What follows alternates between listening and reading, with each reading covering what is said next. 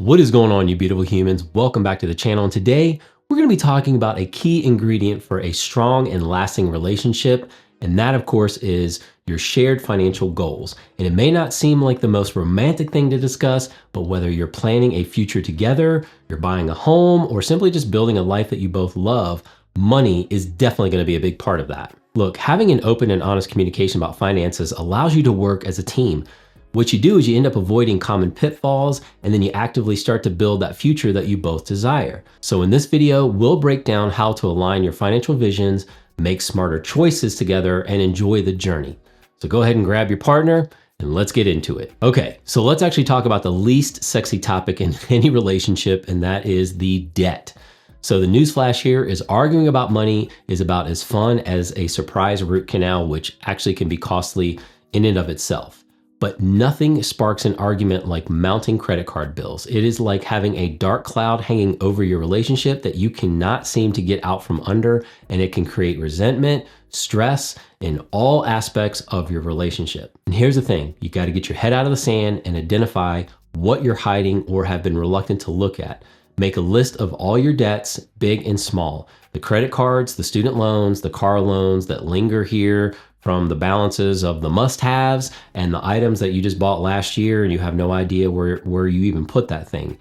Get it all out in the open. And of course, the interest rate here is key, focusing your fire on the high interest rate debt first. Those credit cards with rates that feel like they're squeezing the life out of you, those are your priority number one. And of course, avalanche versus snowball, you gotta choose your plan of attack here. And the avalanche method is attacking that debt with the highest interest rate first while making minimum payments on everything else. This can save you the most money in the long run. But here's the thing, the snowball method is really nice too, because you can attack the smallest debt first, regardless of that interest rate. But here's the thing, this gives you quick wins and momentum, and that can work for many of you because there's nothing like seeing a zero balance on your credit card statement as quickly as possible on one of those cards.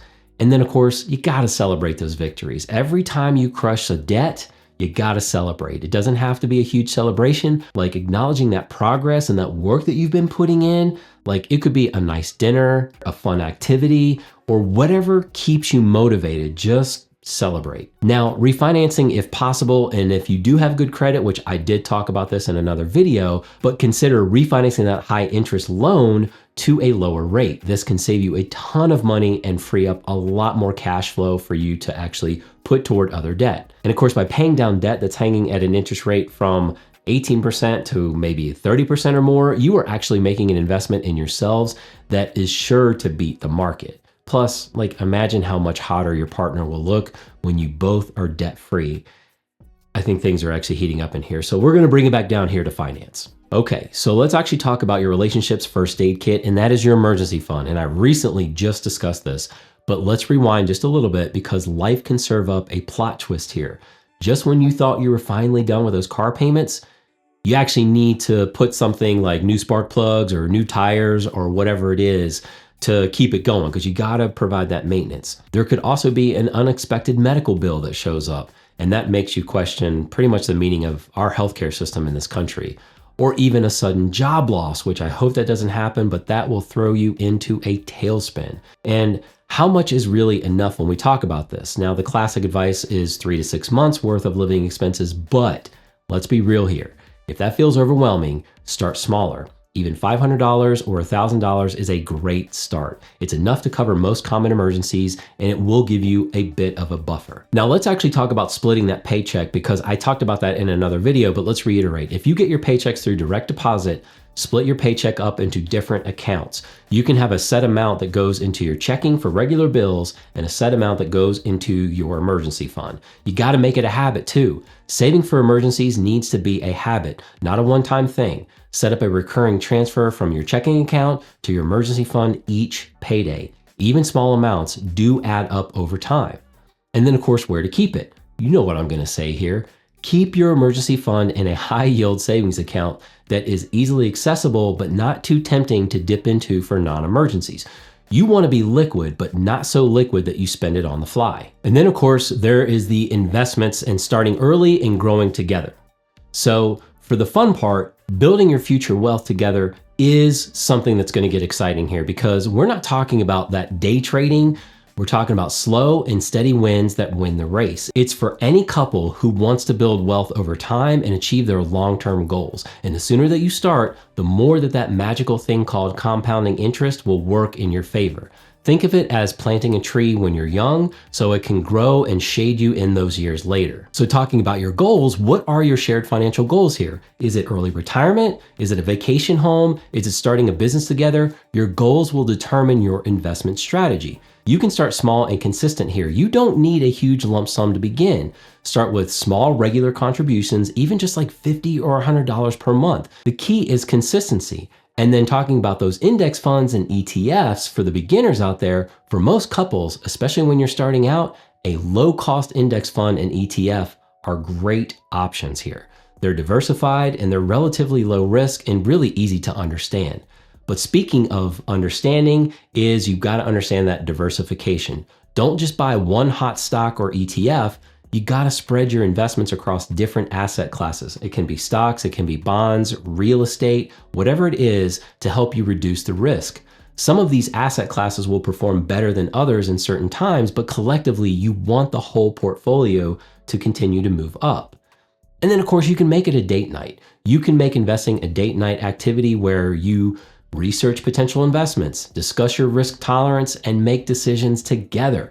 Nothing screams hot like securing your future. I mean, hey, if you want to dim the lights, put on some music, make it fun, it's a fun way to bond and learn something new and work toward a common goal that is way more exciting than watching The Office for the 5th time, unless you're both really into The Office, and I totally get it.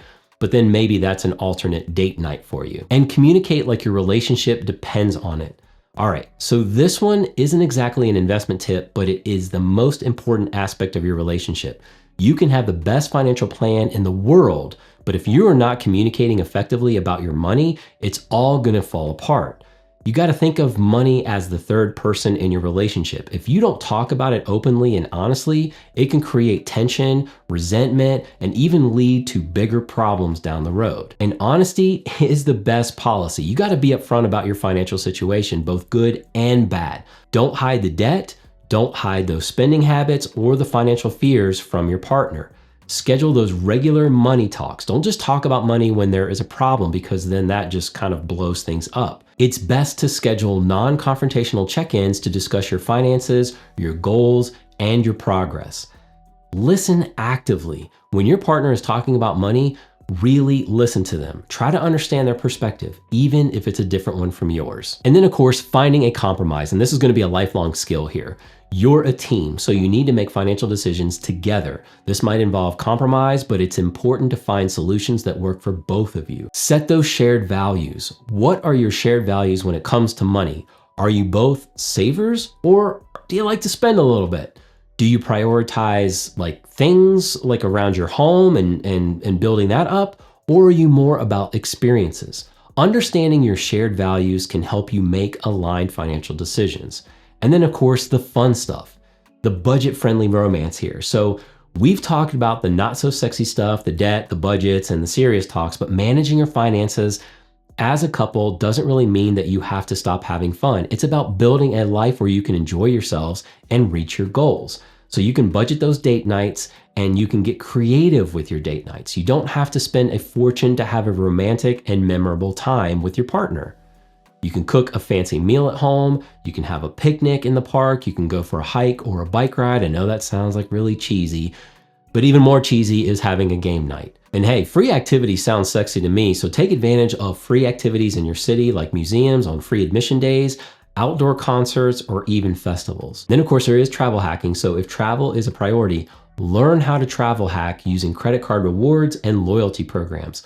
Celebrate those milestones. Celebrate the financial wins together, big and small. Reaching your first $1,000 in your emergency fund, that calls for a little something, something. And then of course, finding shared hobbies.